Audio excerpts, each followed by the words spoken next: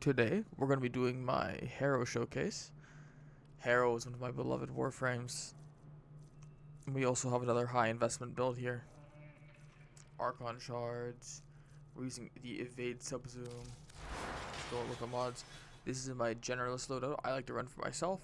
You don't really need this much duration, but it is just like a commodity to cast your abilities a bit less. We replace Thurble. You could replace Condemn if you really wanted to. It is mostly survivability, but like entirely up to you on how you want to play, because this also functions as effectively immortality. As for our augments, Lasting Covenant, Arcane Crepuscular, we get extra ability strength off this, as well as the 3 times final crit damage, which is huge on a frame that this gives you 200% crit chance off of his 4th ability. We're going to be using Penance for majority of our this fire rate and reload speed, giving your guns a lot of quality of life that you need. Arcane Ice Storm, funnily enough, procs off of your first ability, Condemn, which is a reason to keep it around. As for everything else, you could honestly replace Flow off of this frame if you wanted just a little bit of just build diversity. Worthy Camaraderie, I think that this is a must on Harrow. It just fits on every single build. No reason not to run it. As we see, we have Brain Dead Star alternative build. I like to use this for just base steel path running around hitting Heat Thermal Thunder with max range. You wind up your Thurble, so you get energy off of each enemy killed with it. It's just a nice overall build. I haven't updated the arcanes on it. This is just a very basic outline. You could update a lot of these mods, but it functions just fine in base star chart. This is using his Tribunal augment to help your teammates out a little bit more with your second ability buffs. Also a pretty nice build to do if you want to be more supportive, but you still want to be strong yourself. Of course, his base kit's still absurdly strong. I would absolutely recommend just running it with no subzoom at all. It works just fine. As for our weapons, we use Dakota Sporothrix, which I absolutely love. This is my Harrow build I use on it. Well, my evade Harrow build I use. And this is my non-evade build. Of course, we have a lot of additive damage on here, but it does so much damage it doesn't really matter. Using our dual Coda Tauroxica. I really like these weapons. I've still got to get used to them, but I find them to be pretty good. Of course, primary Deadhead. And then Cobra and Crane. I love Cobra and Crane. It's Baruch's weapon, and Baruch is my favorite warframe. I believe I have a few copies of Cobra and Crane. Yep, I got 2. Alright.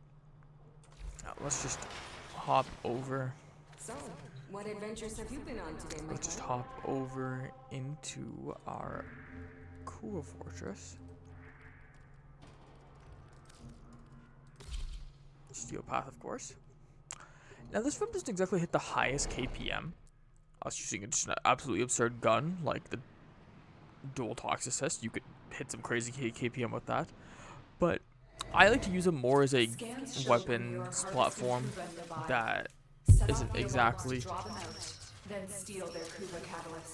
like the best overall. Like he can't use the best weapons, but bringing some love to some weapons that aren't the best is always nice. Of course, we're just gonna get this out. This is the downside of having a lot of duration in Harrow, that you gotta be sitting here for a minute while you're waiting for this to run out, but you honestly do not need that much. As you can see here. Oh, my dog's gonna kill them first. Ooh, what, 144k headshot? That's not bad. After this, 361. Pretty good, all things considered, honestly. 258. Yeah, let's switch over to this. What, 4.6 mil? That's pretty normal. Just gonna blow their brains out, man. Not even real. That's 15 mil, 8.6, 9.9, 33 mil. Like, it's more like what can't this frame do. This isn't even the fire rate buff that just you get for being Harrow.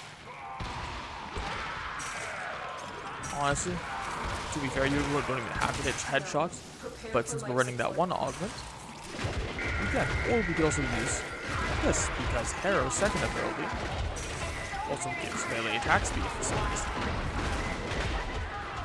Of course, this is just the standard melee influence. I normally run Naramon almost universally, just so I always have that option of using melees whenever I want. But honestly, on Harrow, you don't have to.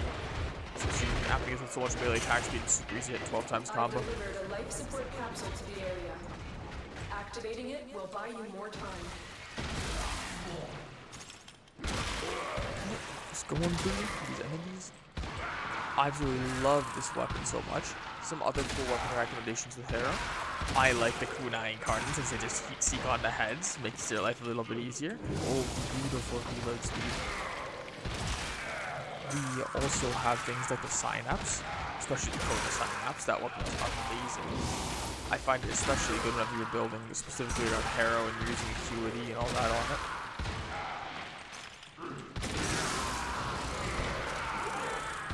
Oh, and of course, the shot combo mechanic, the more consecutive shots you hit with this thing, it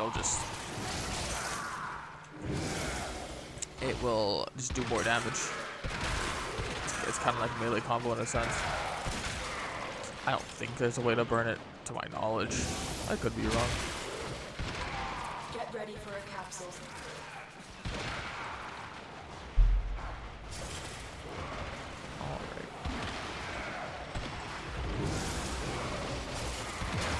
And your first ability, of course, restore shield. So you are also just like, if an enemy were to happen to hit you, you'll be just fine. Even at level cap, this would be just fine. You would just be able to go around as fully invisible. Just no enemy would ever see you. You just be the hand of God. I love the theming of this Warframe. I'm looking forward to his Gemini skin dropping in December. And looking forward to seeing what else they do with the future of Gemini skins with Wisp and Uriel, and I'm hoping for a Brute Gemini skin, but that's just me.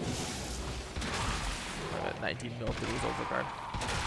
That's just so beautiful. Look at that fire, it's just so nice.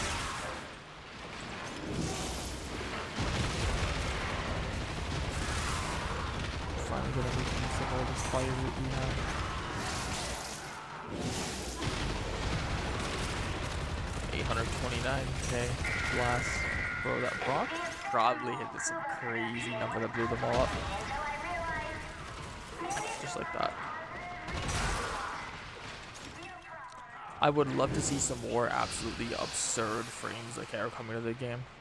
Unfortunately, this is one of the few enemies that's able to actually like bypass Harrow's weaknesses. But you are able to condemn the acolyte. He can self-cleanse himself with his nullification field, specifically Violence 10, but as you saw, we kind of just put him down with the Coda Sport Eclipse. Additional life support has arrived. Beautiful. He's shooting into a crowd at head level. Watch it. One of them will get hit with a blast proc that blows them all up.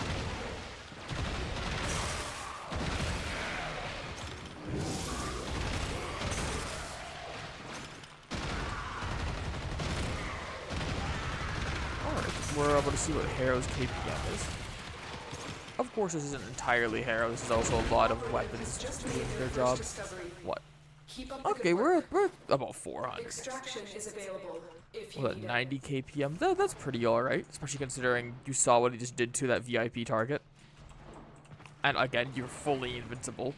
Well, I guess you're effectively immortal. I find frames like this a lot more fun than Revenant, where you can just go full brain dead invincible mode, and he doesn't really offer much else other than that.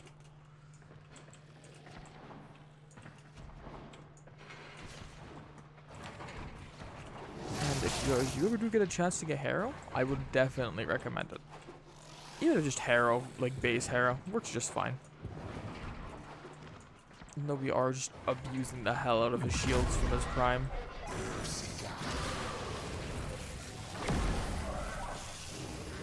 Look at this. We get hit with an Acolyte. We can just hit our first ability a few times at him.